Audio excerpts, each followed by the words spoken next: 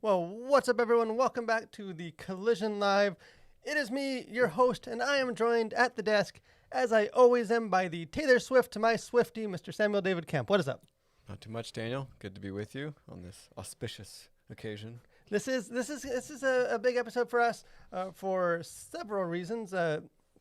One, because they're always big episodes, because there's always fun stuff to talk about. Because you're always here, Daniel. Because we're here. We're always enjoying it. Hopefully you guys enjoy joining us too.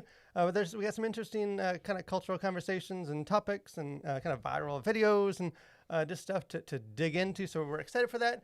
But we also have a fairly sizable announcement about the future of this show. Some good news, some bad news, mostly good news. I'd say maybe all good news. So we'll get to that in just a little bit, kind of in our the middle of this episode, kind of say, hey, things we're excited about for how this show will be changing going forward, and that we hope you guys will be along for the ride. And before we get into it, I will say I am repping my my Triforce, my Legend of Zelda hoodie in honor of the news that they're making a live-action Legend of Zelda movie. Way past due. I'm ashamed of how many hours I have put in during my lifetime saving Hyrule. So I'm excited for that.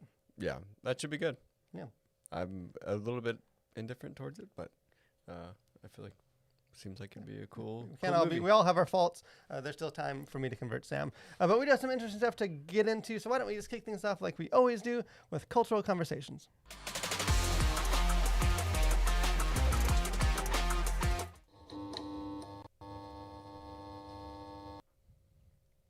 So kind of the first thing that I thought we could get into has been a story that's been picking up steam in the last couple of days.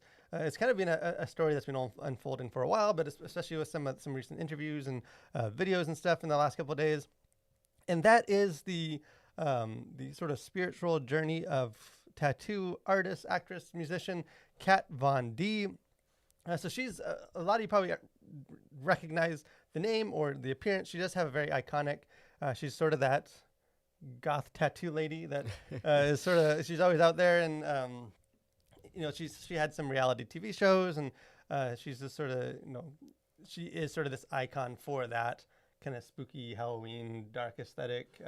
Yeah. And I mean, I think she was definitely even into a lot of like the occult witchcraft sort of stuff as well. And she sort of she sent ripples throughout culture by posting about a couple weeks ago, a video kind of documenting her baptism in a Christian church. So I think she'd been on that journey for a while, and she had been a Christian, and sort of, but then sort of that baptism was sort of her way to kind of make it public of what, she'd mentioned it, and she's covering up some of her tattoos and doing some stuff before that.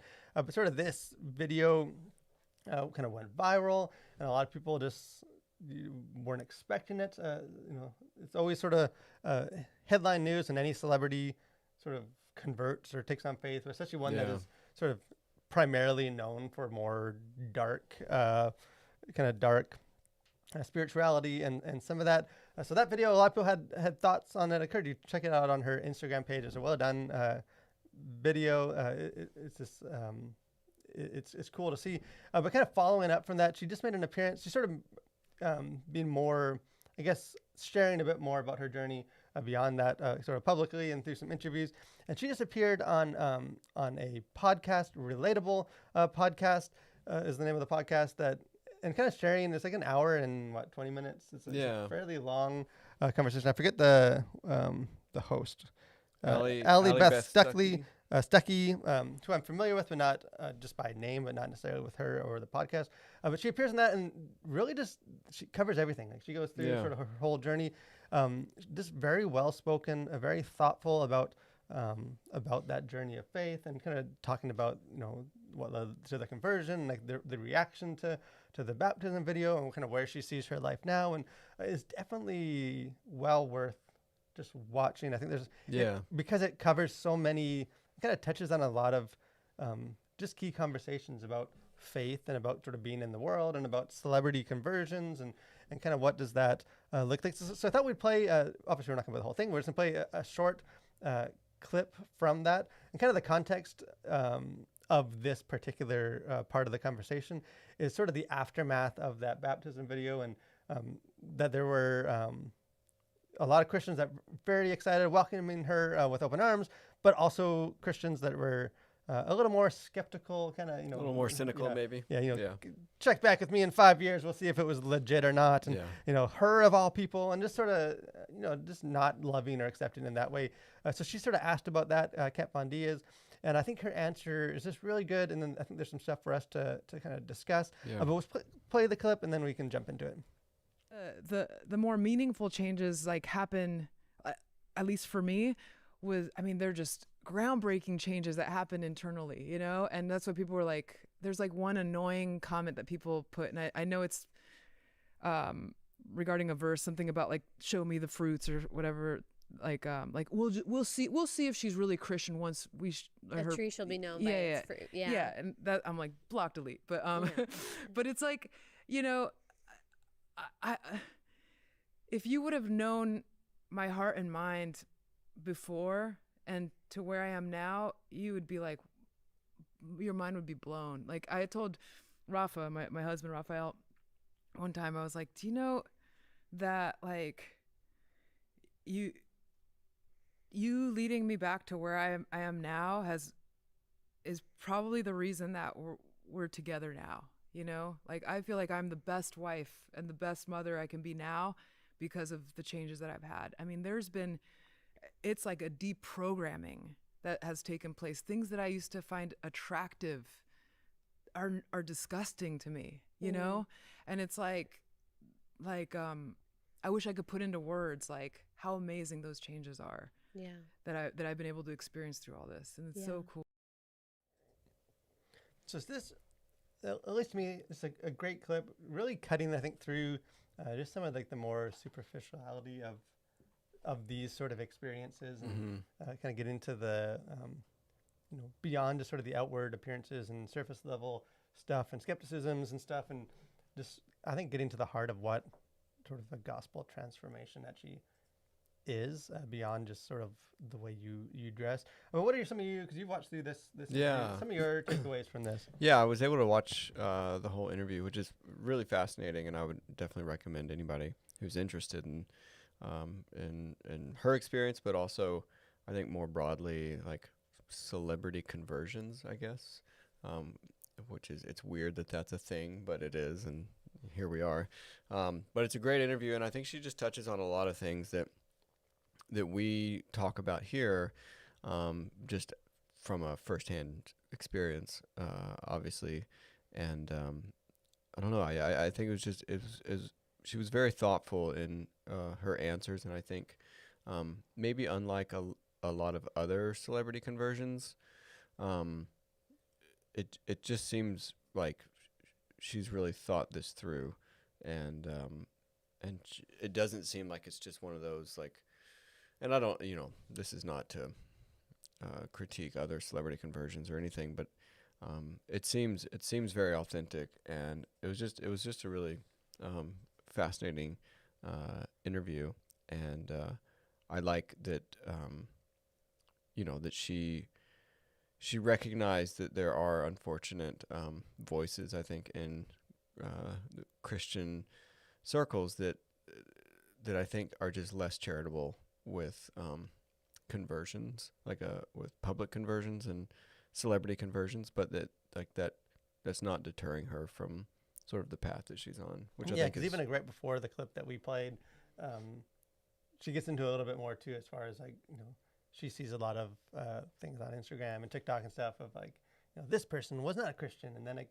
before becoming a Christian, and after, and they look completely different, and it's sort of I guess sort of the conforming well, she pushes back, I think, against the sort of standard cliche of before Christ and after Christ, that I think we see, at least portrayed in faith-based films. You see a photo of basically someone who looks like her as the before Christ, and then someone that doesn't look like her. You could say maybe that looks more like Allie Beth Stuckey. That's what happens when you find Jesus. You have less tattoos, and you you dress normal or something. And and it's so I really appreciated that she kind of went to those places and was just very, I think, thoughtful in how she explained that you know, conversion, especially on the public stage, just doesn't necessarily fit into some nice narrative that we think of when we think of conversion. Yeah, because that's what I like with her, really with her whole interview. But just that idea that like I love the way she describes it like, as like a total deprogramming. Mm-hmm. Just the idea that she doesn't necessarily mean like she's gonna give up who she is, and like that she doesn't do tattoos, and now she doesn't wear black, and now she doesn't hang out with the kind of people that she used to hang out with, or like doesn't write music that's still kind of dark, but it's just that like internally, sort of a fundamental radical change that works itself out to like change the way that she sees the world and she sees people, and like very much like a new creation, like what the Bible talks about, which doesn't necessarily mean that you like give up who you are, or you like abandon. Now she can't, because even like she talks about in a different part of the interview about how like the public baptism video was very important for her as a way to publicly profess, and like because she says she's been a part of pushing messages before through her life that she wasn't happy about, but that in general she doesn't necessarily want to just kind of get on the circuit as like now she's like a very public spokesperson, and like she wants to be her and like minister to the people that God has placed her around, and I think because of who she is and her background, and like she has a very unique connection to a lot of different people that a more like stereotypical clean cut Christian might not have. Yeah, I mean, I think probably her circles are maybe way more alternative, I guess, than maybe what mainstream, even like mainstream and like both mainstream Christian and just like mainstream culture. I would say like probably her circles are a bit more alternative, not necessarily bad, but just not what people think of. And I think what's fascinating is that I think she really provides a sort of a template for, I think, how celebrity conversions can go. And I don't know, it just seemed really, really very genuine. And I think a lot of people aren't going to really know what to do with her. And so I think what I like about it is that she's really pushing against a lot of what I think maybe Christianity or like Christians would expect of her to do, and she's just not doing it, but not in a way that's rude, or like she's just very full of grace throughout the interview. And I think but just pushing against a narrative that I think a lot of Christians might want to see, and rather still being true to who she is and who God's called her to be. Yeah, because I think even if you take a template for like celebrity conversions, like I think just there's lessons just for like any conversion, or just those that have already converted, as far as just like that fundamental change that has to happen, and like sort of the transformed by the renewing of your mind is very much what she's sort of getting at with the deprogramming. But how that doesn't like, it's not like you convert and then now you come from over here and we plug you in here, like that you're still like God made you who you are and placed you in a community, and like with people around you and friends and family, and like the calling is to live and be a witness and a light, like where God's put you. Yeah. Not just like, okay, another one of us now, come among Yeah, and I close the door behind you so nothing else gets in. Like. Yeah, I forget where I was reading this or maybe was listening to a podcast on this, but it was somebody I think in the movie industry who had a conversion. And I think for a while thought, well, maybe they need to like go be like a pastor now or something, but ultimately realized like, no, I'm like God's gifted me in this way, and so I'm going to continue, down this career path as a believer now.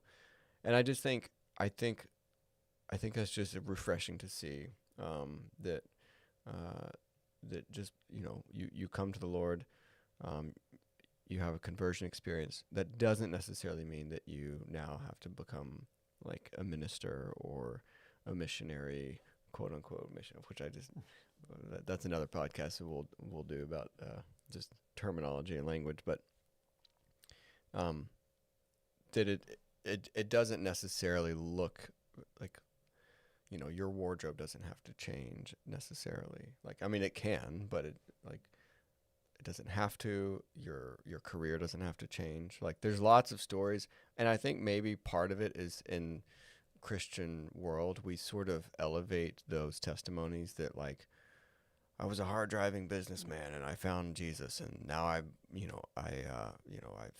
do this nonprofit, or I have a ministry now and I've become a pastor, or whatever, like, Christian leader now, and it's like I gave up all of this. And I think those are powerful stories, but also I think what's powerful is, like, you're in your career before Christ, you are converted and you're still in that same career, and then now everyone around you sees that difference, and you don't just, like, abandon ship and just cut ties. It's almost like that difference is even more stark, because right, yeah, you're not. And I think it's more, and I think that's the more powerful testimony. It's like, okay, we know what this person was like before they came to the Lord, and now we see them working out their faith, and what a powerful story that is, and a powerful testimony that is to the people around you. And it's not like, yeah, because you hear these stories that, you know, they totally, like, cut ties and abandon whatever and move on to something else, and you think, well, like, what about those people that you left behind, and those friendships that you had? And I don't know. I think she handled herself very well in this interview, and I think we'll really encouraging. I think we'll, if we remember, we'll drop the link to that podcast episode, because it's worth watching.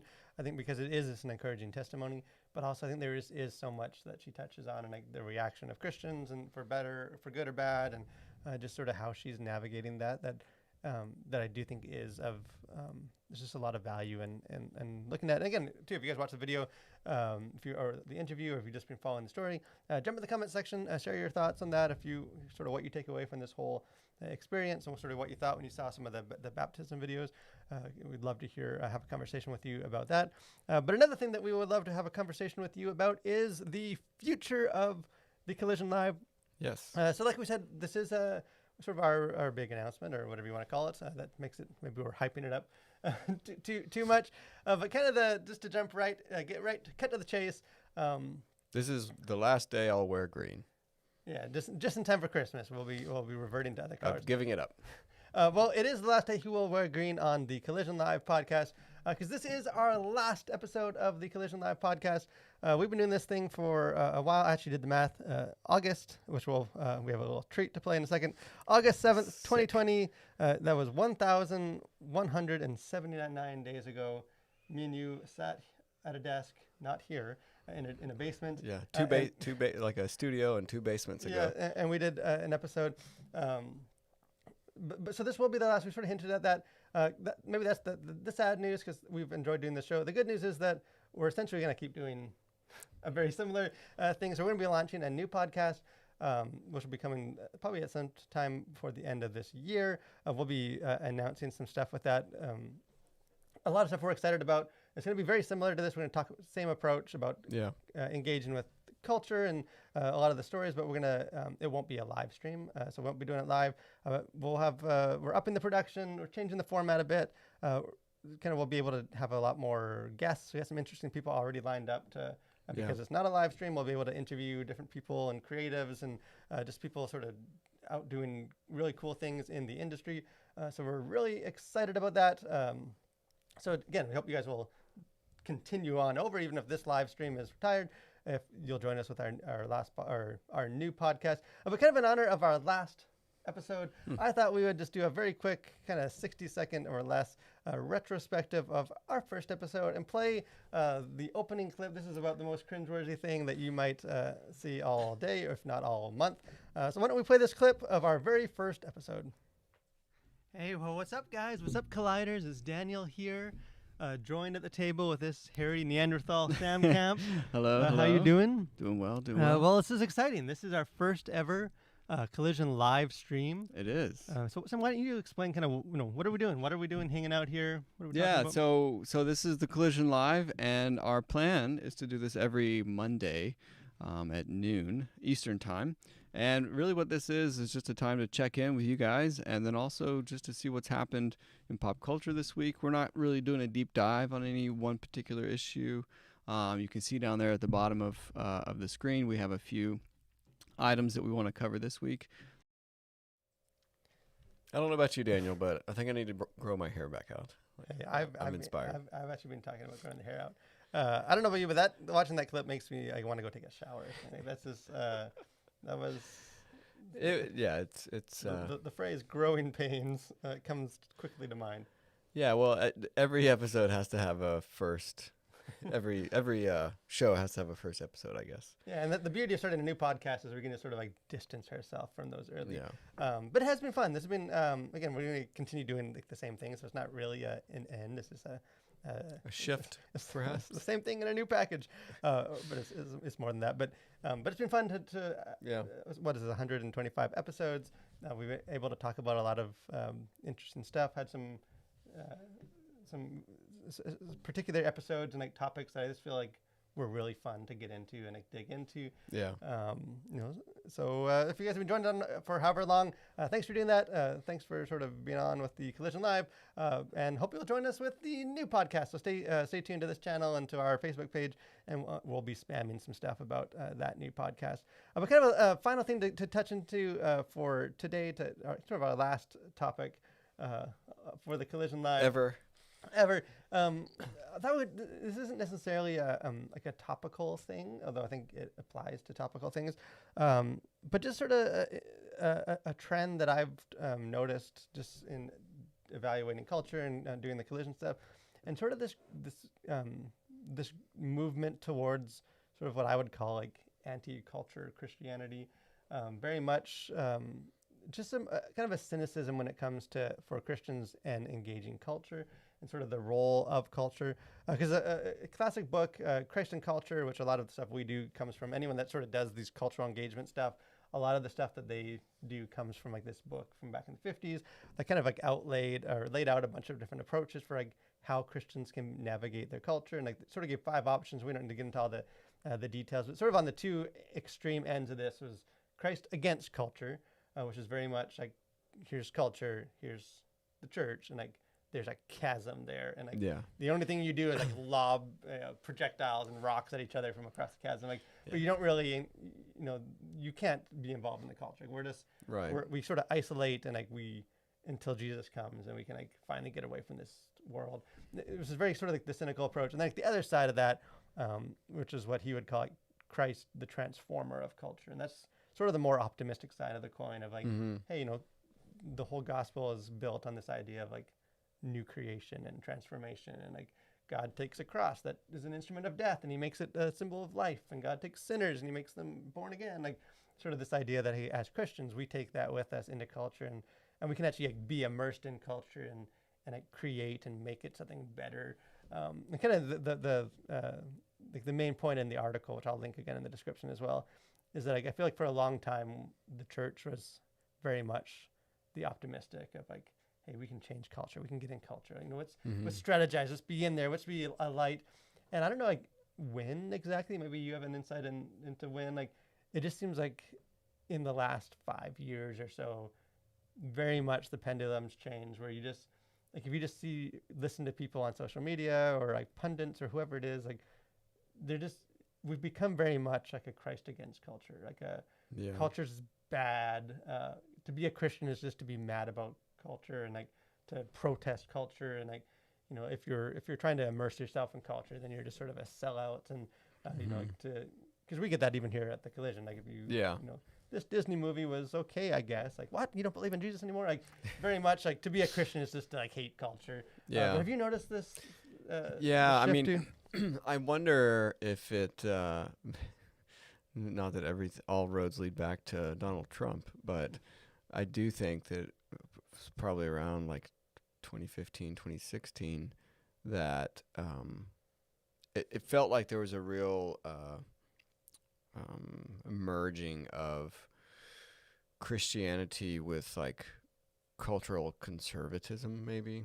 And I feel like that is something that has really kind of broken the church in a lot of ways, that almost to be against anything progressive or Hollywood or liberal or anything like that is almost seen as like a shorthand for being a good Christian.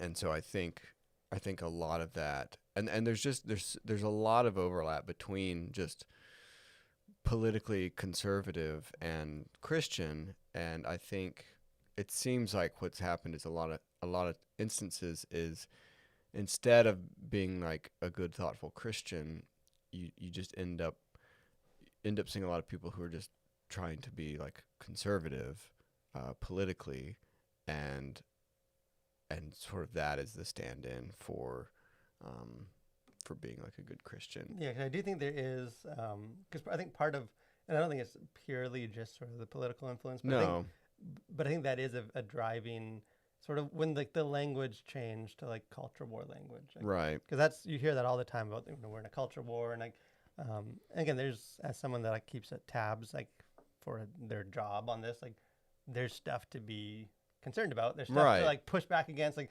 it's not that Christians don't, it's just whatever goes, man. We're just make whatever shows you want for our children because we just love you. And like there obviously there is a place for Christians to be vocal and to push against sin and to protest things and all that. But I feel like I've seen just like the sort of the culture war language. Like it's not just that we like use that kind of language, but that I feel like once you start using that language, like it sort of changes your whole vantage point of like, where I think a lot of Christians now, because we sort of see culture in like the lens of like warfare, that colors the way we see culture. Like you don't, no one enjoys like a battlefield. Like no one enjoys warfare. Right. So like once culture becomes like the scene of this culture war, then like it becomes a place that you don't like, a place that like, you just see bad. And like I think it also breeds a sort of a reactionary mindset of like very much so. It's very much less like what are we contributing to the culture? What's the good? It's just sort of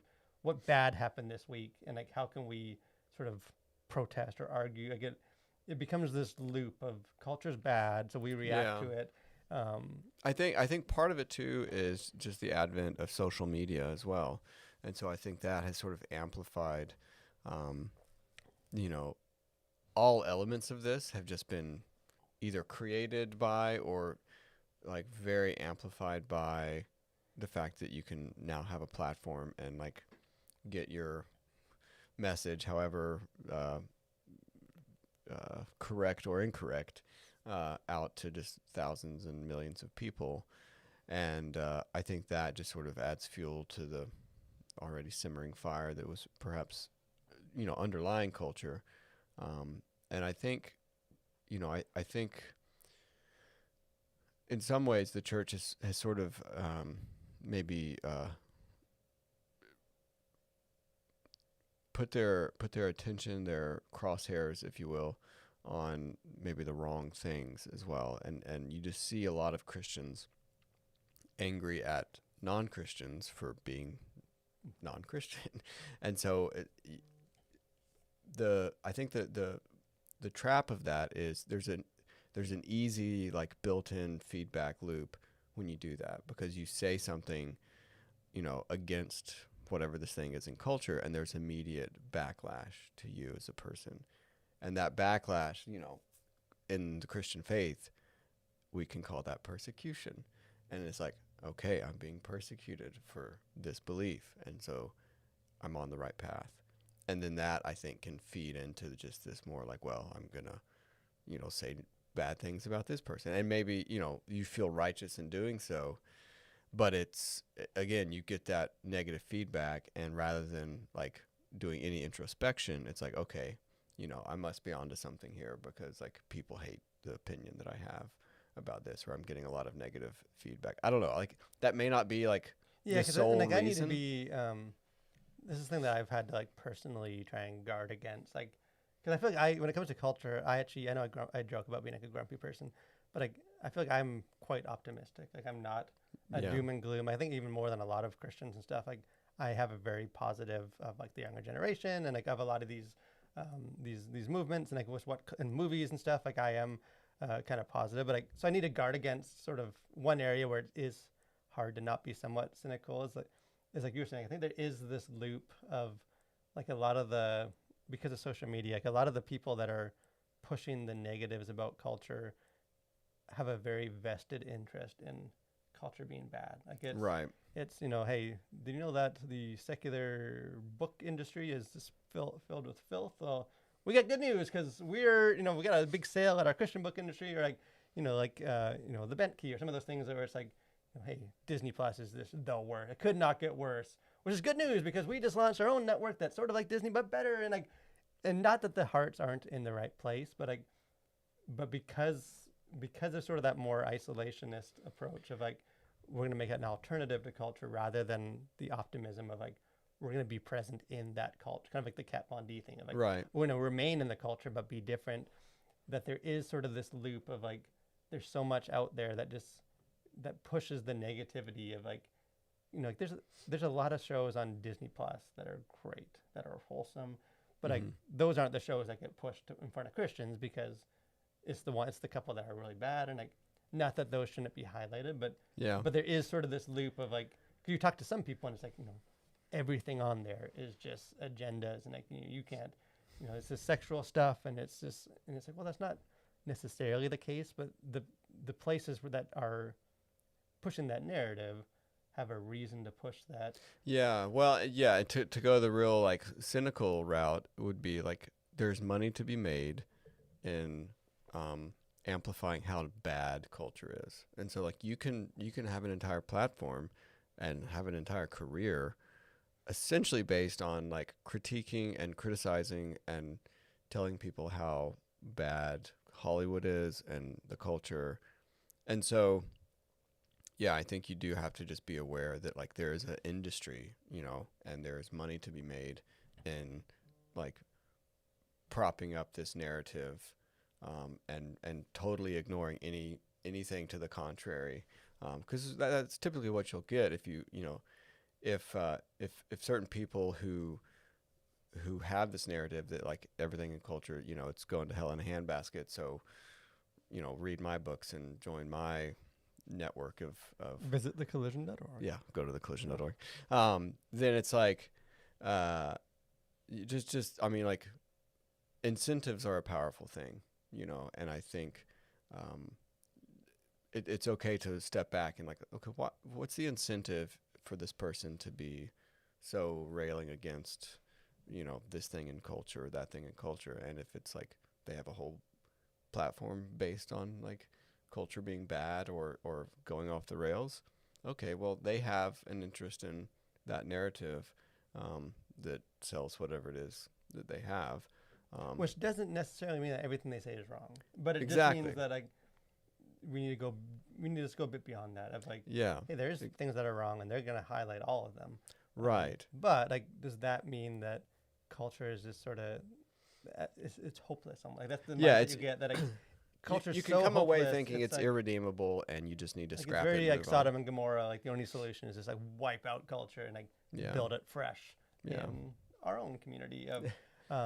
But I do think too, as Christians, obviously it's important to, like, as we sort of, how do we approach things, to go back to the Bible, like to go back to like, how did Jesus, I feel like we sort of have like, whatever the word, not confirmation bias, but like everyone thinks that their generation's like the worst that there's ever been, and like we forget that like the early church was birthed in like a movement where there's like pagan sacrifices and like babies being killed, and like it's like they probably had it worse than like there were some Disney movies pushing progressive agendas, like there was some evil and stuff in their day. Yeah, when you would like literally just leave unwanted babies on doorsteps, like we have there has been some progress in human history, like it's not all worse now than it was then. Yeah, so like they were obviously navigating a godless, I hate that phrase, but the idea of like a very sinful culture. But you just don't see Jesus being a culture warrior. Like you don't see Jesus like sugarcoating things. Like it wasn't like he was like, I just can't call sin because it might offend the Pharisees. Like he was very truthful, obviously, about it, but just like the difference of like the story I even use in the article about like the woman caught in adultery, and like where like the religious sort of leaders like literally were doing culture war. Like, they are getting Yeah. weapons to kill her. Like, it was like, it Right. wasn't just a metaphor. It's like, here's bad in culture, so why don't we just kill her, and get that badness out. And you see Jesus address the very same situation, like, but without needing to grab a stone and like show off his might and power and authority. Like, he just loved her and like reached out to her, and like she was set free from that culture rather than just killed. Like, Yeah. and she was going and she was telling people and spreading, like, you just see the different sort of, just the differences of like when everything's sort of warfare and it's all about, hey, we can't change hearts, but we can police hearts. Like, we can like, we can just Yeah. enforce, so they can't do things, and we can like punish them if they try to do these sinful things, as opposed to like, hey, as the church, we can actually set people free from that, and we can, be immersed in that culture and like around people and dealing with these conversations. But what else? Anything kind of from the article or from? No, I mean, I think I just think it's a good reminder of how the church should, I think, engage with culture. And I think, when you see how dark, if you look out at culture and just see if it looks irredeemable, I think, another great question is to ask why. Like, why has, and I think I probably said this last week, but like, when you remove the light from culture and you wonder why culture is so dark, like, maybe it's because you took the light away. And it's like, what is it that you're doing to be light in culture? And that may look very different. Like, there's not a one size fits all. But especially like as yourself, as your local church, how are you impacting the culture around you? And are you known for the things that you are for, or are you known for the things that you're against? And I think that can be a very good barometer for, where you fall on the spectrum of, Christ against culture versus, Christ transforming culture. Yeah, and I just think a good barometer too is like, is the way you're engaging with culture more reflective of like the religious Pharisees of the first century, Yeah. or of the way Jesus did it? Like, and like anytime you're like associating or like reflecting the people that Jesus was opposing, then I Yeah. think that's a good time to evaluate if maybe there's a better way to do this. But hey, let us know your guys' thoughts as have you guys noticed the shift of way more negativity, cynicism towards culture, and this is a drive to sort of pull away in culture war and us versus them, and maybe what you guys see is what is the solution for that? How, as Christians, can we be more optimistic and kind of go into culture and still have faith that God can transform even sort of the darkest of culture? So jump into the comment section. Let us know your thoughts about that. But just sort of final thoughts here, our last final thoughts, and then we'll be all thought out for the Collision Live podcast. Got a couple things coming up tomorrow, actually. One, I did a review for the faith-based Christmas musical, Journey to Bethlehem, which I have an embargo, so I can't actually share how I feel about that movie until tomorrow at 8 o'clock. But check it out. We'll have a video review and a written review on our channel.